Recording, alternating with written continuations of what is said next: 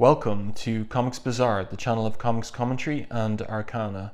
This video features the Uncanny X-Men number 260, cover dated April 1990. So this cover is by Jim Lee, inking himself here. Personally, I always prefer it when Jim Lee inks himself. His style is a little dirtier, a little rougher, but more authentic in my view than sometimes the way it's polished up by Scott Williams. And this is a striking cover. Primarily by virtue of the colouring. The magenta colour really pops and would have made this one leap off the stands at the time. You wouldn't know who this character was unless you'd read the previous issue or Dazzler the movie. It's Eric Beale, the millionaire movie producer who's obsessed with Dazzler. And that really is communicated here by the cover dialogue, "I love you, Dazzler," to death, as he stabs a picture of Dazzler there, and he's surrounded by all these posters and photographs of Dazzler.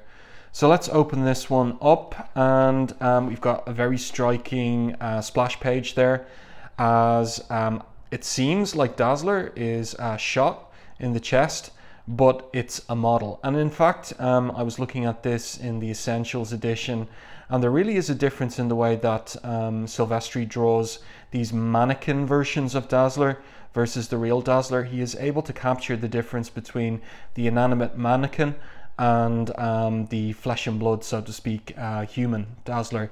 So the title of the story, Star 90, which is an allusion to a film by Bob Fosse, Star 80, which was a film, true story about a Playboy Playmate of the year 1980, Dorothy Stratton, who was the object of her ex-husband's obsession, and he ultimately murdered her. So quite a horrifying allusion underpinning the title here, and something that perhaps only some of the more adult readers of the comic would have recognized at the time. And the theme of this issue, the psychosexual obsession of Eric Beale, is quite a mature theme for what was still ostensibly a comic that was selling to children, maybe older children, 10, 11, and teenagers, yes?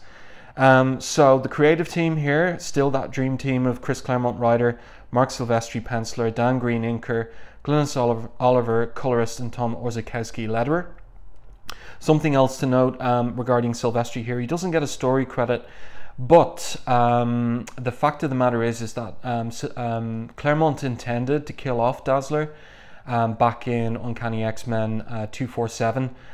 He intended that Master Mold would have killed Dazzler in Manhattan, but Silvestri spoke up on Dazzler's behalf and suggested this storyline, to do a sequel to Dazzler the movie, and to explore what might happen if Dazzler had a stalker in Hollywood.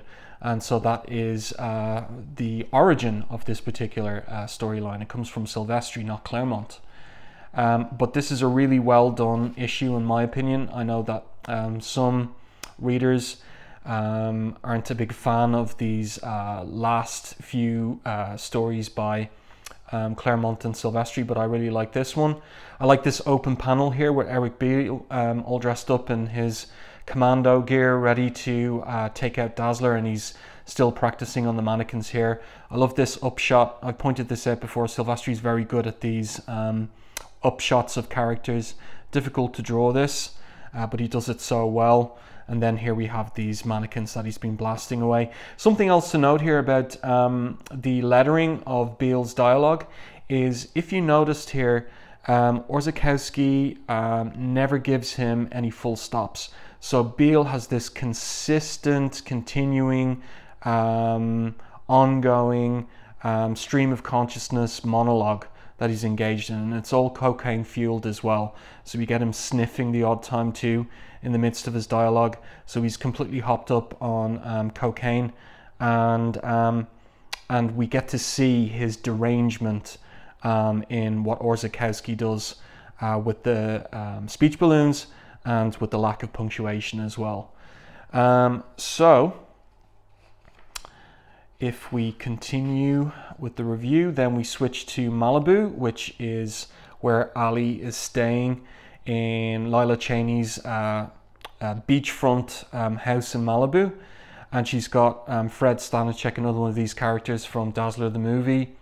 And they're watching the cut of Dazzler the movie. And Stanachek is trying to convince her that she is going to have to help to promote the movie, yes? But Dazzler isn't really interested. That was another woman, Fred, another life, she says. And instead she wants to go out surfing. So Fred follows her out, lovelorn, into the water, and he gets his trousers wet there. And just great art here by Silvestri. Great storytelling, great evocation of the different characters. Dazzler, this drop-dead gorgeous blonde with model's body, and then Stanachek, this kind of goofy, geeky, introverted guy who's madly in love with her, yes? But in a different fashion than Eric Beale, because we've got this contrast between Beale's psychosexual obsession, like the way Glenn Soliver has given him like red, bleary eyes here with the colouring, and he's up on the hill overlooking the beach, and he has got Ali on her surfboard in his sights, and he pulls the trigger, squeezes the trigger there, but Ali at that point just happens to pop up on the surfboard because the swell's shifting and she's getting ready to surf one of the incoming waves, and he's shocked that he's missed. And again, just great art here by Silvestri with this upshot, keeping the angles interesting here. But Guido, on the alert, he is a bodyguard after all to Lila Cheney, comes rushing out of the house to warn Ali about the sniper up on the hill. He's heard the gunshot. Fred has missed it entirely. Second shot is fired off by Beale, and he destroys the surfboard. And this is a great little sequence here. Maybe it stretches credibility, but she's alert at this point, and even though she's amnesiac, she seems to be drawing on instincts honed from her years with the her months with the X-Men in the Outback, and she manages to make Beale up on the hill, and she gets her laser bolt off just in time to go right up the barrel of Beale's rifle, exploding the rifle and catching Beale in the blast as well. But then Ali drops into the water, and Stanachek goes after her to rescue her. And then, yeah, there he is. He's got her in the water. Guido's out there to help as well. No further shots from the hill, so everything seems okay for the moment. And so what Ali decides then is that she's going to help out with the promotion of the deal in order to flush the gunman out into the open where she can deal with him. There she is, blowing the smoke off the end of her finger there. Great art once again by Silvestri, great storytelling, really nice work. So yeah, she says to Stanachek, "I'm all yours, Fred, make me a star." And then we have a scene switch to Manhattan, and I like this establishing shot of Midtown Manhattan. We've got the Empire State Building, last scene in Inferno storyline, and we've got the Twin Towers down there at the south end, the southern tip of Manhattan. Nicely done. And then we've got the interior of the Soho loft studio, where Peter Nicholas, which is Colossus, he is also amnesiac, having emerged from the Siege Perilous, and he believes himself to be American, a New Yorker, and that his name is Peter Nicholas. So he's working away as an artist here, and he's a handyman for the apartment building, and he's become obsessed by this new model that he's constantly painting and sketching, and not 100% happy with the results. He's run into her once previously in the previous issue, and it so happens now that she's running outside the apartment building from a gang. And this gang, as it becomes revealed on the next page, and look, something to note here in terms of who this person is revealed to be ultimately. She's got some fighting moves here, yes, but not enough to withstand the brute violence of this particular gang member. So he pulls a knife on her, and then Peter arrives just in time with a baseball bat to fight off the gang and rescue the girl. But he is taken aback and shocked by the gang members' masks. So they're wearing masks of the X-Men, and he thinks to himself, those faces, I know them. But of course he is amnesiac, yes. And jumping out of one of the apartment windows is Jenny Ransome, Philip Moreau's girlfriend, who was like 75% through the Genoshan mutate process. So she has like super strength and agility, and she uses those assets to help Peter against the gang. So the baseball bat just bounces off her, and also this guy seems to be stabbing her, and a guy hitting her with a crowbar at the back, and they have absolutely no luck at all. So the knife is broken there and the baseball bat smashed. So basically they run away on the basis of Jenny's intervention. So really it's Jenny who's saved Peter and the girl, and of course the girl has disappeared. She's gone, as Peter says, and he's left contemplating the Colossus mask that was left on the ground by one of the gang members. And Philip, who's met the X-Men, says, that's Colossus, and Peter replies, I know, but he's dead, Phil. Him and his team, they can't help us anymore. So very ironic, of course. And then we have another scene switch back to Hollywood and Baron Fox Studios. So this movie mogul producer, Ginger Fox, she made her appearance in the previous issue, and she's the one that Stanachek is trying to sell the film to distribute it and promote it. And Silvestri gives her this kind of composite group of secretaries and gophers that follow her everywhere. See them giving her a glass of water, somebody's carrying her handbag. It's pretty comical stuff.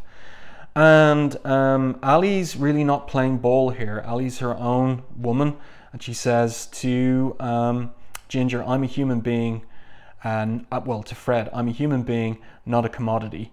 And then Ginger says, actually in this town, as they walk around the lot, she says, the studio lot, she says, actually in this town, Hollywood, people, their ideas, their talents are the commodities to be exploited for better or worse, responds Ali. And then Ginger says, our game, our rules, nobody's forcing you to play. So what goes for Hollywood goes also for the comics industry and for Marvel at the time.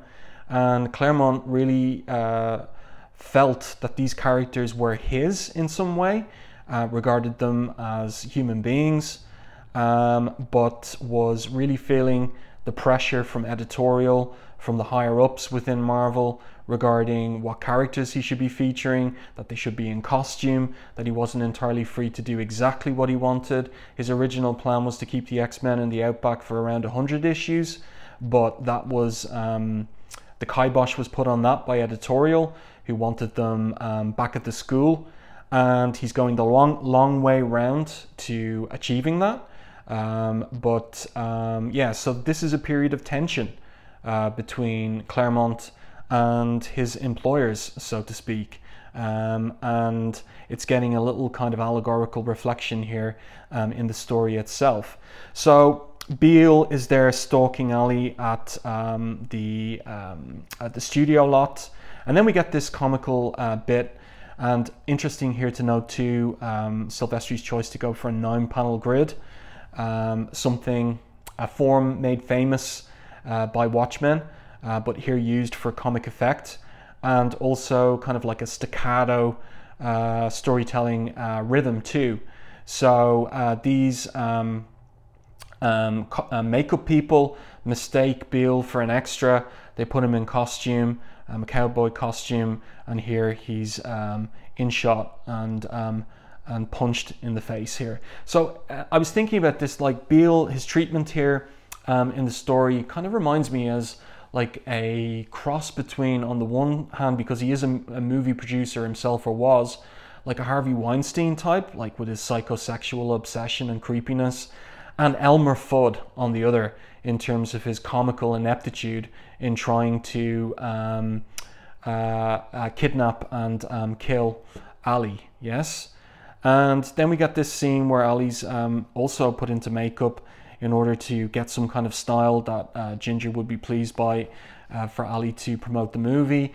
And we get, this is an opportunity for Silvestri to show off his chops in terms of his kind of fashion model style of drawing.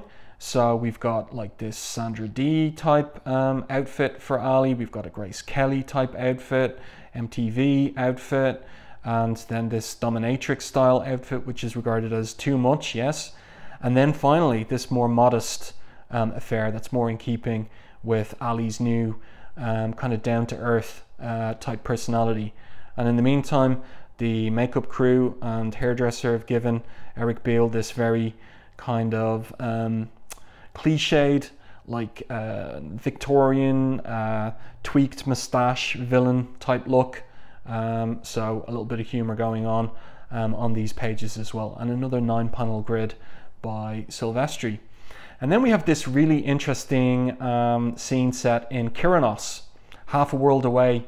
The narrator declares, a sun-washed speck set in Homer's wine-dark sea at the bottom of the Cyclades chain between Greece and Crete, a remote island hideaway that over the years the X-Men have come to know well. So I like this literary allusion here, because anybody who's read Homer, the Iliad and the Odyssey, a repeating phrase, there's lots of repeating phrases in Homer, but one of them is epi winipa ponton, which means over the wine dark sea.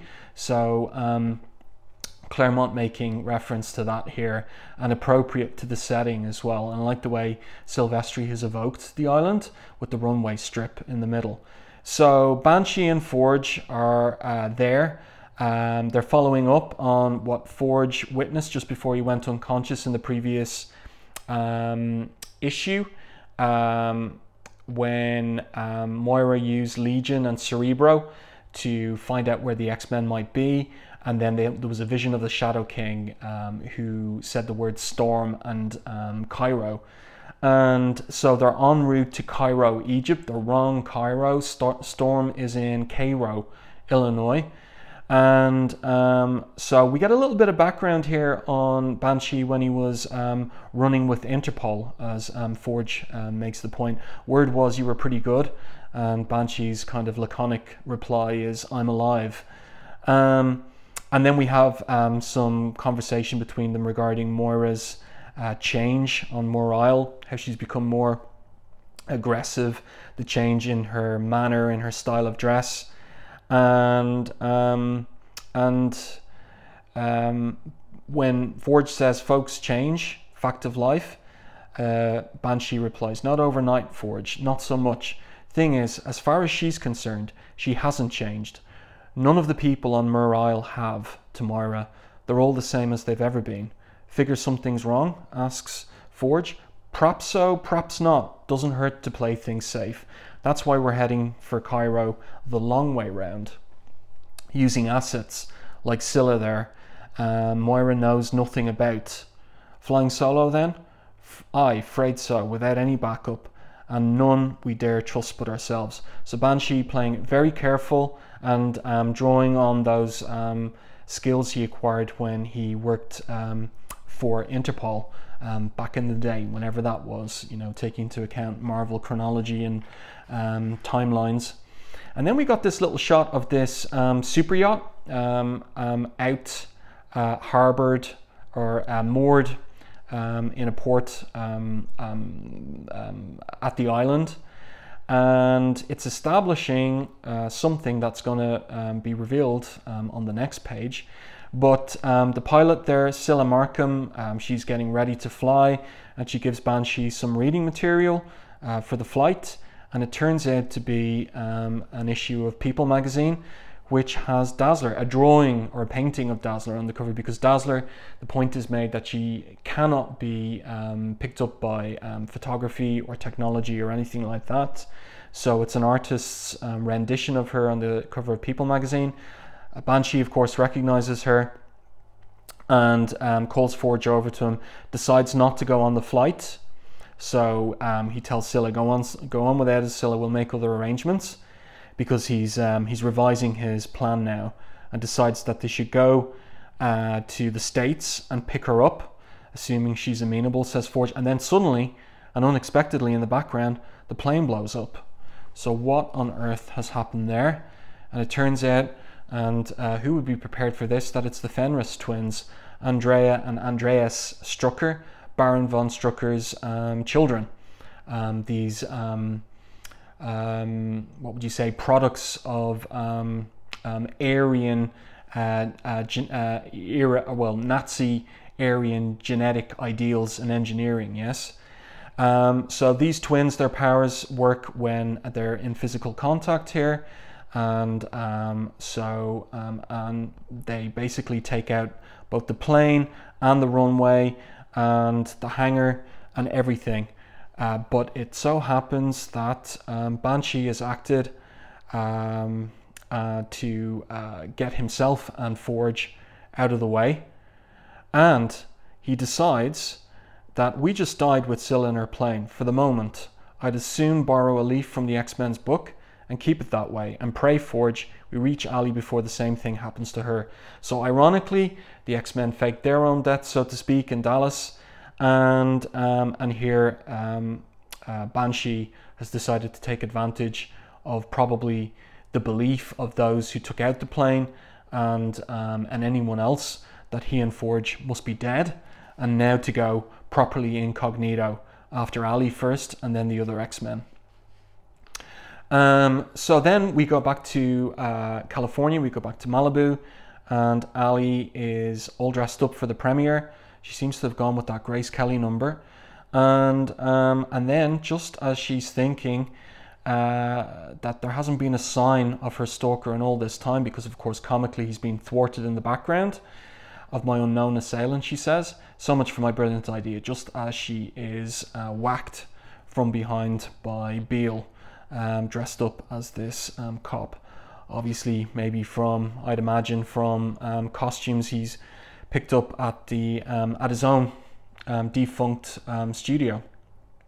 So then we switch to the premiere of Dazzler the movie. Everybody's expecting Dazzler, herself to show up. She doesn't, of course. And then we have this little Easter egg here, where this is a character from the Dazzler the movie original graphic novel, which was written by Jim Shooter. And Jim Shooter included a kind of a version of himself that was called Roman Nekopa,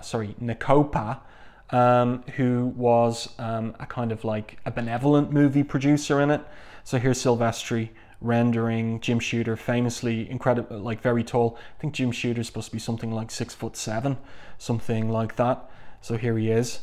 And this looks like it is supposed to be a version of some kind of celebrity from the period.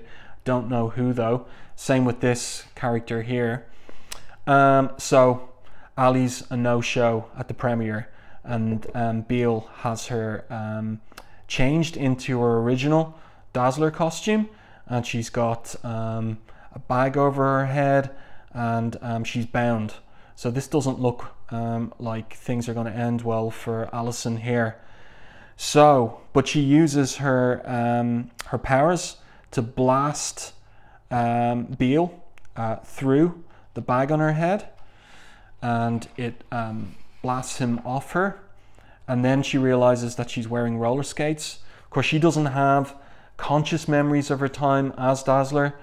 And so she is struggling to get her bearings and footing here, but she seems to be able to draw on her instincts, amnesiac or not. So she gets, she fights off Beale here with this pretty limber kick here to the jaw with him. Again, nice fight choreography from Silvestri, nice colors here from Glynis Oliver. And then, of course, she realizes that her efforts are having no effect, that Beale is so whacked on drugs, he simply shrugs off any physical blows.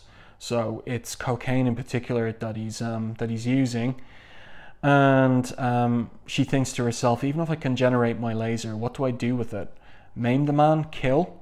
And this brings us back to some of the dilemmas she used to face during the Outback era, where her other teammates were getting tougher, darker in their actions, where Colossus finally killed, where Havoc finally killed characters. And Ali was always wary of that. Really wasn't her character. And she's there thinking desperately, so what's my alternative? I can barely stand as it is. A laser shot will leave me helpless. Think fast. And then she reasons with the man, even though he's out of it on drugs and psychosexual obsession and hatred. Mr. Beale, you don't want to do this. And she decides there has to be another way. He's irrational, obsessed, impossible to reason with. Chemicals from the drugs, hyping his emotional instability to the ultimate extreme. Suppose then I try to bypass his cognitive faculties, reach into his back brain, use my light to alter his mood. So what if she used her powers in a different fashion than being offensive and violent with the powers? What might be the outcome then? So she decides to go with soothing colors, gentle tones, to project calm, calm, calm, to hypnotize him. Use the colors to dazzle him. Don't think of his sword, focus on his pain, wash through the pain. There we go, that's the spirit. Breathe deep and slow, Mr. Beale. Relax, there's nothing to be afraid of, no one here to hate. Flood him so full of beauty, he can't bring himself to do it any harm.